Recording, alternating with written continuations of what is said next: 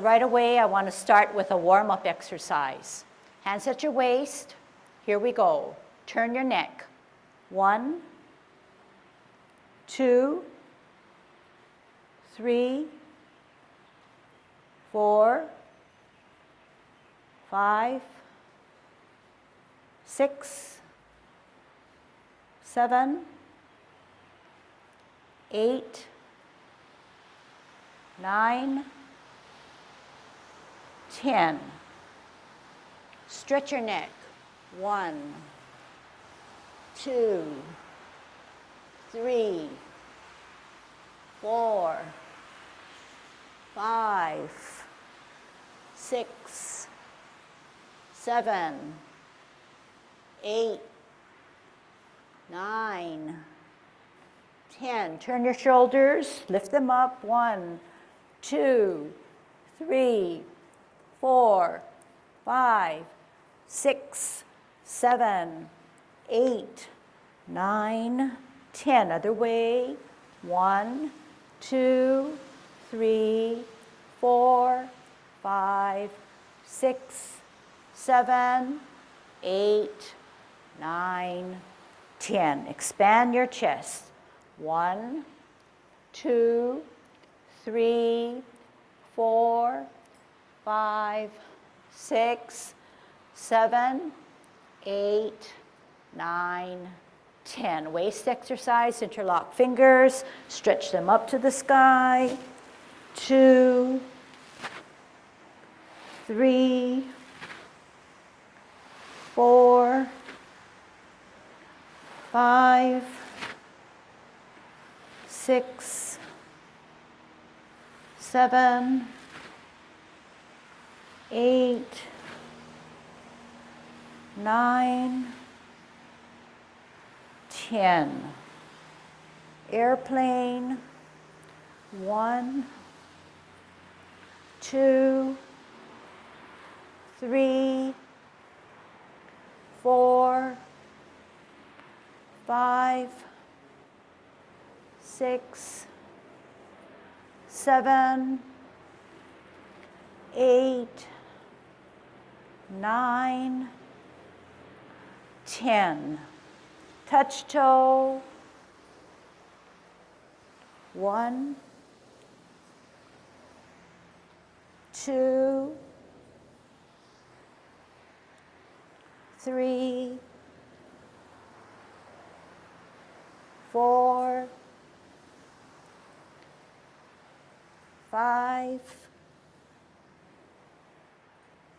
6, 7, 8,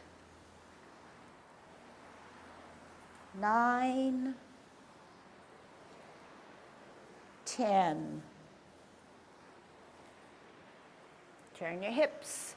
1, 2, 3, 4, 5, 6, 7, 8, 9, 10. Other way. 1, 2, 3, 4, 5, 6, 7, 8, 9, 10. Be careful, kick your foot.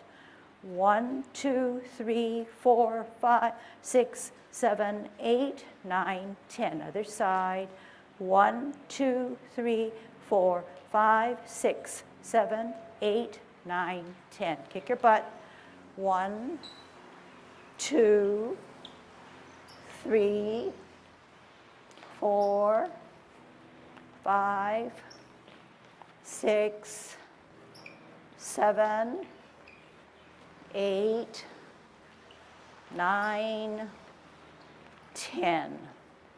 Turn your knees. 1, 2, 3, 4, 5, 6, 7, 8, 9, 10. Other way.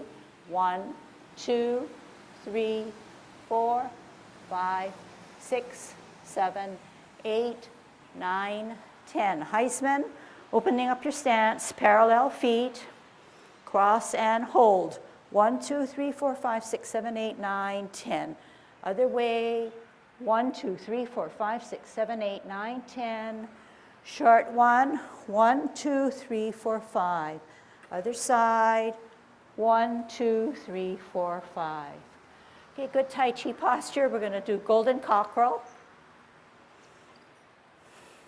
We know that we have our shoulders nice and relaxed and drooping.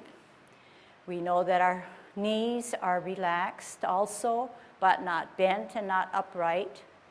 Our chin is tucked down, looking straight ahead, and our butt is tucked under. As a result, our chest is concave inward. Our tongue is on our palate, and everything is held together with that silver thread that's holding us upright, not allowing us to go anywhere forward or sideways or backwards. We're at 50-50, meaning 50% of the weight is on our left and on our right, evenly distributed. We're going to do a golden cockerel by standing, shifting our weight to our left and being a golden cockerel.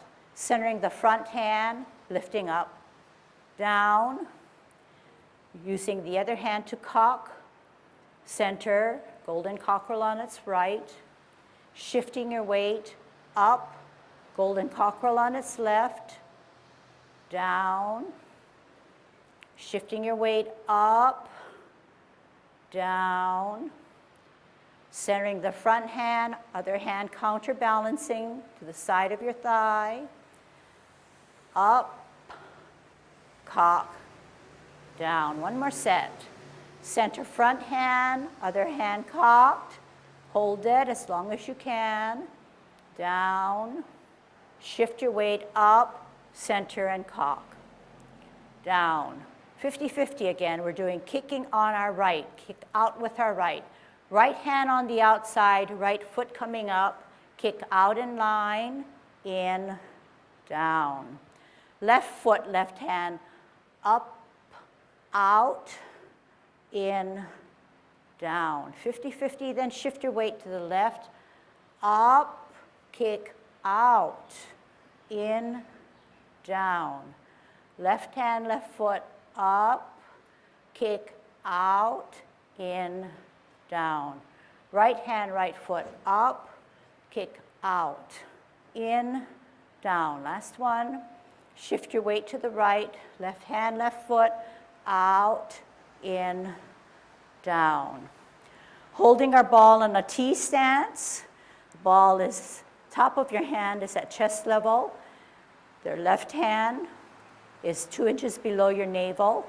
You root it down on your right foot. You want to advance your left to the capital letter L. You're going to come out and to the side, move that hand, part the wild horse's mane, center the front hand. Sit back all the way, twist step, hold your ball in a T stance, out and to the side, L stance, part the wild horse's mane. Sit back, twist step, hold your ball in a T stance, out and to the side, L stance, bow stance. Sit back, twist step, hold your ball on a T stance, L stance, out and to the sides, part the wild horse's mane by serving your snack. Sit back all the way, twist step, hold your ball on a T stance. Make it perfect. Out and to the side, L stance, part the wild horse's mane. Sit back, twist step, hold your ball in a T stance. Bottom hand advances. Out and to the side, L stance, bow stance. Sit back, twist step, T stance. Root down on your right foot and be in good Tai Chi posture. So you're feeling a little pain on your right. Your size of your ball is just right. Your butt is tucked under. Your chest is concave. And your shoulders are drooping. Okay, and of course your knees are flexed. Okay, good. Commencing form. Slowly put all the weight on our right foot. Start to elevate our heel. Put it on its sole, then on its toe. When 99% is there on our right, we lift off the ground and we open shoulder width away, starting with our toe, slowly putting it down flat on our arch and heel. Our hands rotate to the middle of our thighs. We take a deep breath in as we elevate both hands. We drop our shoulders. As a result, our elbows and wrists drop down too, and our knees are now flexed. Our left hand centers our body. We look at our back hand that's higher, and we open both palms. We bring the top hand or back hand to our ear as we look at it. We turn our face, both hands meet in the middle, and then we repulse the monkey by pushing him away and pulling him away. We center our front hand. We look at our back hand that's higher. We bring it to our ear. We turn our face. We meet both hands in the middle. We push and pull down. We're on a T stance, and our top hand or back hand is higher. Our left hand is parallel to our waist. We have our energy on our back foot. We're going to make an L stance, which means out and to the side. But at the same time, we're bringing our top hand to our ear. L stance, top ear to our hand. Turn our body as we brush our knee, centering our right hand, cocking our left hand to the side of our thigh. Sitting back all the way. Then we know the pattern is a twist step. We know the pattern is a T stance. We're looking now at our left hand that's higher. We're going to brush our knee. We're going to put out and to the side our right foot to make an L stance, multitasking, bringing that top hand to our ear and meeting in the middle. Sit back. This is a drill for brush knee. Twist step, hold our ball in a T stance. We're going to make an L stance, L stance. This is not a drill. We're just doing the whole 10 right now. We're part the horse's mane. Sit back, twist step, hold your ball in a T stance, L stance, part the wild horse's mane. Try the best you can. Here's your challenge. Flip that right hand, meet with the left hand. That left hand palm is facing you. Sit back. Then start to move your hands, middle or cup, flip, meet, close. This is called cloud hands, middle or cup. Flip, meet, open, a sideways motion, making our body pretends as if it were clouds floating in the sky. Then close, then middle, then open, then middle, and then we're going to do what you did before. Going to be a golden cockerel standing on its left. Then we're going to shift your weight and being a golden cockerel on its right. Then we're going to kick out. This time first the right foot comes up, which means then the right hand comes on the outside of our cross so that we can kick in line for more balance. Shifting our weight to the right, left foot comes up, left hand comes up to kick out in line, holding our ball in a T stance. So this time our right hand is on the bottom. The bottom hand or the right hand always advances. We're going to make an L stance. You're going to come out and to the side, advancing that bottom hand, and you're going to ward off. You're going to push your opponent away. Then you're going to flip him down, and you're going to pull him down. And you're going to sit back. You're on the heel of your right foot. Then you're going to turn around, and you're going to meet him again and push him away, separating your hands, sitting back, and pushing him one more time. But there's an opponent on the other side. You're going to sit back. You're going to hold your ball, left hand on the bottom on a T stance. You're going to ward him off. You're going to make an L stance, and you're going to push him away with the brunt of your hand and arm. Then you're going to grasp the bird's tail as if you were pulling your opponent down in martial arts. Then you're going to contact and push, separate, sit back, push up and forward. This is called apparent closing. You're going to drop your left hand, pivot your left foot. Open your right hand, open your right foot. Close your right hand, close your right foot. Lift it off the ground to a cross hand with your right hand in the inside, bringing it up, rotating on its wrists, so both palms are facing you. You're going to push out with the power of your left hand, palms facing downwards to separate, dropping your shoulders, dropping your wrists and elbows. This is called closing form. You're going to wrap around. It's just the opposite of commencing form. Putting all the weight on your right foot, off the ground, toe down, heel down, closing form. Okay, so that, of course, is a challenge. It is what a preview of what I intend to teach you for the remaining today and 7 more sessions. Okay, so just the next movement after brush knee. So brush knee, we know that this is a multitasking. Okay, and I'm going to come forward like you. And after that, we're going to actually hold our ball again, and we're going to part the wild horse's mane. And the reason why I'm moving ahead is not necessarily because you've accomplished everything, but in our warm-up exercise, we already are parting the wild horse's mane. And it helps us to not only vary our movements, not to complicate you, because the principles of Tai Chi remain the same. And when I say that, you saw that with my feet, I was always on a T, then I was on an L, then I was on a bow, and then I was on a sit back. But you also noticed that my hands, I always held my ball in the correct posture, and I centered it. And I also, when I came out and I parted the wild horse's mane, that advancing hand centers my body. It's never on the side or up too high. It's right at eye level, and it's the center of my body. At the same time, my hips were centering towards the front rather than a misalignment that would cause knee problems.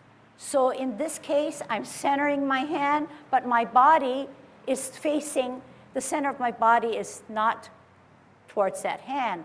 And as a result, this is a misalignment that could cause long-time knee injuries, okay? So we want to take special care in how we align ourselves, especially our feet. But in doing that, we then have to address our hips and waist as well as our hands, because it's a total body movement, okay? So here we're going to now learn parting of the wild horse's mane. We started this in our warm-up. I'm going to ask you for good Tai Chi posture. I'm going to ask you for a T stance. I'm going to ask you to hold your ball with the left hand on the bottom and the right hand on the top. At this point, I want to let you relax your hands, and I want to talk about something. If we know that the left foot is the advancing hand, our left hand has to be on the bottom. Think about that. If my left foot is the advancing foot, because there's hardly any weight, the bottom hand advances, so that has to be my left foot. If I have it here, how can my bottom hand advance on my right hand? It's very awkward. So whenever you're rooted down on one foot, the advancing foot has no weight, okay? That's important to know, because if you walk and you have 2 feet that have weight, most likely you're going to have a hard time advancing, and you will trip. So if my left foot has no weight, and we know that the bottom hand has to advance, so this means advance. This means not advance, because the left hand is advancing. Okay, so that's the scenario right there. So if the left hand is going to advance and it's the bottom hand, it makes sense that it comes out this way. So what am I saying? I'm saying something counter. I'm saying if my left foot has to advance and my bottom hand advances, because those are principles. How can my right hand be the bottom hand? It can't advance and look nice. My hands are tangled up. So we go back to the premise that whatever is the advancing foot, and this time it's our left foot, then our left hand has to be on the bottom because that's the advancing hand. All right? So we're going to have to think about that, and then as we do it, it'll be more apparent. In doing so, I'm going to turn this way. In doing so, the bottom hand advances, and the left hand is the left hand, and the left hand is the weightless foot. The other hand has a very important role. It has to sit to the side of your thigh in a cocked manner. So when I say cocked, it doesn't mean drop this way. It doesn't mean drop any other way. There is a bend in the elbow, a slight bend, and it's held here to the side. This will help you with balancing, okay? As small as it is, it helps you to stay in your Tai Chi posture and balance. Another way of understanding this movement is that whenever you're in your advancing like a parting of the horse's mane, this back leg can never have a buckle in it. So I'm going to do it wrong just to show you. What happens is that I shifted, as small as it is, shifted out of my Tai Chi posture. So in order to adhere to that silver thread, I'm going to advance, I'm going to use that energy, come up, and I'm going to straighten out that back leg as best as I can. And you notice that this hand is not just drooping, it's giving me support. It's almost as if it's a counterbalance, okay? So let's try it, Good Tai Chi posture, rooting down on our right foot. That means we're grounded, our weight is on our right foot. Then we're going to take care of our feet, we're going to pivot, and we're going to make a T. We know that our left foot now has hardly any weight. To match the feet alignment, our left hand carries the bottom of the ball 2 inches below your navel in a curved hand position, finger position. The right hand holds the top of the ball about chest level. Now we hear me saying, the bottom hand advances. The left hand is weightless, it's going to advance out and to the side to an L stance. The left hand, as soon as the left foot starts to move, it starts to advance also. The energy comes from your right leg. So the power of your chi comes up from the foot of your right or rooted foot, comes all the way up beyond your hips and waist, and then it comes across your chest to advance to the hands and fingers. Okay, here we go. Holding our ball on a T step. We're going to step out and to the side, moving our hands, part the wild horse's mane, center the front hand, making sure that our knee and our toe is in line, not one over the other. Making sure our back knee is straight out like a slide. Then you're going to sit back without moving your hands. Then you're going to pivot on your heel. At this position, your right hand now holds the bottom of the ball, and your right foot is weightless. That's a pattern now. We know that the bottom hand advances. It's in sync with the right foot that's going to advance. We're going to move into an L stance. Out and to the side, move your hands also, cock that left hand, make that adjustment in the back foot, center your right hand as if it were serving a snack by parting the wild horse's mane. Then check your own parameters. Is your right knee in line with your right toe and not beyond or falling short? Is your right hand centering your body slightly below eye level? And is your snack being served to the person in front of you? Is your left hand to the side of your hips, and is it holding yet another top of a ball? If so, you can sit back. And when you sit back, the weight is all on the back foot, and your heel comes up from your front foot. Then you're going to pivot. This is a drill. Your left hand now becomes the bottom, holding the bottom of your ball. Your right hand holds the top of the ball. You're in your T stance. After the T stance, you're going to go into an L stance. You're going to move out, advance your bottom hand, part the wild horse's mane. Checking to see your knees and toes are in line, that your silver silk, silver thread is holding you upright.